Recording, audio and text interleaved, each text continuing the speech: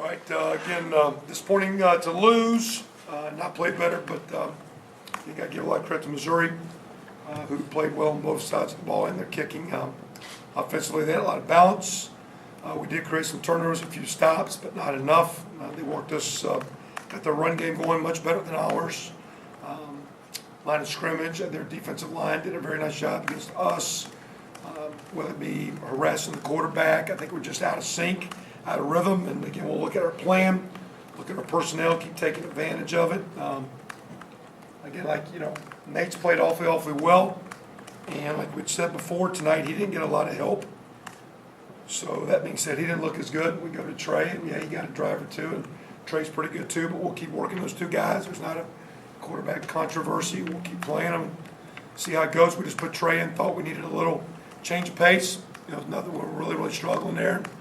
Fell behind. I do appreciate the way our kids fought, but we've got to get to a point of not necessarily saying we have to win these games, but we got to play in games like this in a more efficient way. We can't, fall behind, spot points, not be a one-dimensional team. We've worked a lot on getting our run game going. We've worked a lot on trying to be a better run defense, and you're going to get work some, but the key to that game was, to me, they really got a run game going. We're sitting at 98 yards rushing. They're sitting at 280, so it's almost a 3-to-1 kind of deal. And that being said, it's easier to harass your quarterback. We didn't get a lot of quarterback pressure. They for sure did. So disappointed to lose. Thought we've had good practices, but again, we've got a lot of improvement to do. Open day comes at a good time. We're sitting here 2-2. I think we played a pretty good non-conference schedule. But it's disappointing to be 2-2, and again, that's the one stat that counts, because we are 2-2. Moving into Big Ten play now, we've got an open day week. We'll get a chance to get some guys, we'll see, healthier, or if nothing else, fresh. We'll see if we can do some self-evaluation of what we need to do to put our players in better positions to game plan and scheme and play at a higher level. And then we'll have a 3-game run with Penn State at home, and then 2 games on the road against Michigan State and Michigan. So we'll look at ourselves, look at things we need to clean up, and then we'll start game planning for those 3 and prep for our 5th home game in a row in 2 weeks with Penn State. What stunted the running game there in the first half? Was it the fact that Missouri got out to that quick lead and you felt like you just kind of needed to start trying to move the ball a little bit faster? Again, we can look at play calling. Again, to me, you still need to stay with the run. I said a week ago, the best thing I want to say last week there was 28 runs in the first half and 21 passes or something like that. Today there was 30 passes and 10 runs. And so to me, it's a little bit of just our play calling and finding some things. They were doing a fair amount of movement up front with some twisting and slants and up and under, and we just were cutting some guys clean and didn't execute well. So we'll look at how we prepared it and what our plan is, but bottom line, they just kicked our tails up front. Is that the same thing with quarterback protection? I guess is that just kind of what wrong? Well, again, when you're not running, and then your second 10, third and 10, they start teeing off on you. That's where, again, I thought Nate was a hair quick. A few times I think in progressions could have maybe gotten to some things, but I think he was a little antsy. And so again, to me, when the surrounding parts are playing well and you've got some balance, and I think the key to this game, the difference was balance.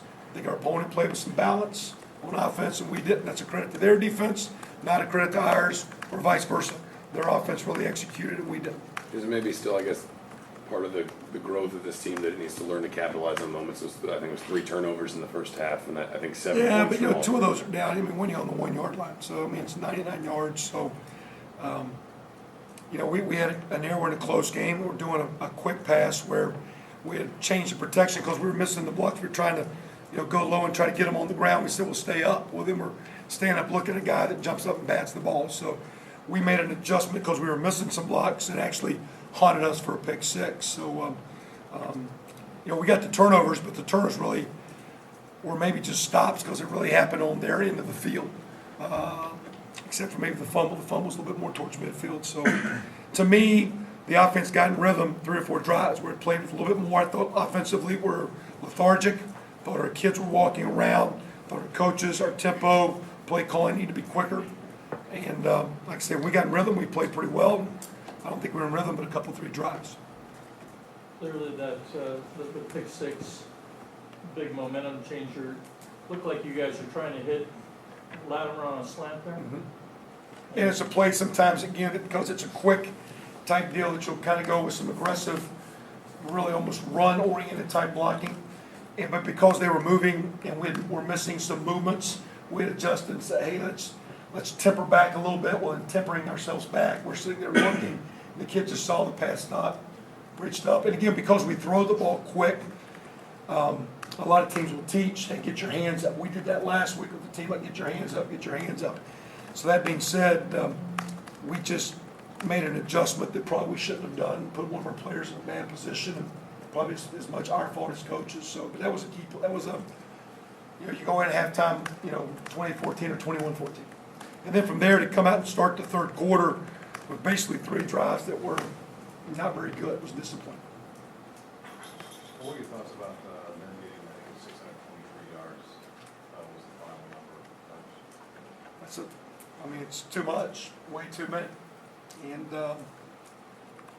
again, to me, they were going to present some really good problems because, again, a couple of running backs that ran okay. I thought we did okay against those guys until he popped the one. The one guy squirted the one run at the end of the game.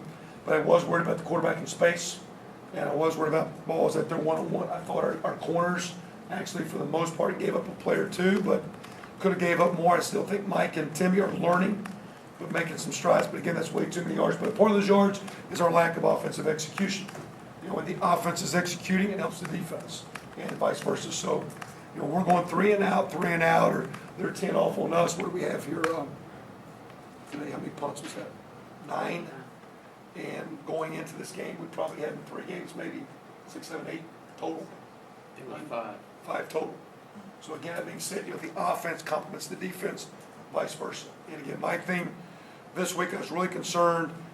We need to get the run game going. Could we? And could we stop in their spread, their run game? And that was the difference in the game early, and the game got a little out of balance because of that. Kevin, you're a little obviously banged up in the offensive line. What adjustments need to be made? What needs to happen with the offensive line? Well, one, now the team we played is actually pretty good with their front, pretty active. That was by far the best front we've seen. But again, we don't have a senior in the crowd, so it's still work in progress. Got to keep working. We'll sit here and say we're 2-2. We keep talking about bowls and bowls and bowls. We're talking about days and weeks, putting good weeks together, and we haven't backed up. I think our practices this week were good, but we didn't back it up with game performance against a good team. We need to put a week together, get a W, back it up the next, get some momentum, and then we'll stack up those W's at the end of the year. So that being said, again, we're young, and for what we're wanting to do, we're talking about constant, consistent improvement. What I don't like in game performance, we've been a little up, down, up, down. We need to climb. So that being said, we'll have a good week, but we need to back it up, not just with coach speak of, we practice good. You got to back it up with on-the-field performance. And how the hardest tightrope to walk, the hardest 2x4 to walk is the one on the game day. And it's taking your practice to the game field. And it's just confidence. The more you win, the more confidence you have, but you got to win to get confidence. So it's a double-edged sword. So we got to keep pushing in a positive way.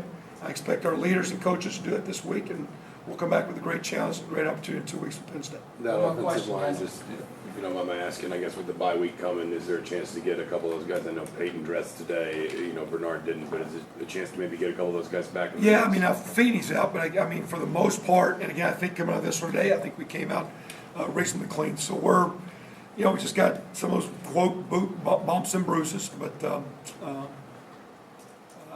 again, Coach Fry does a good job. Those guys are good players, and at the same time, we didn't play well tonight. So we'll look at it, we'll correct it, we won't point fingers, we'll point thumbs, and we'll circle up, we'll come back and see what we can do in 2 weeks against the Nittany Lions.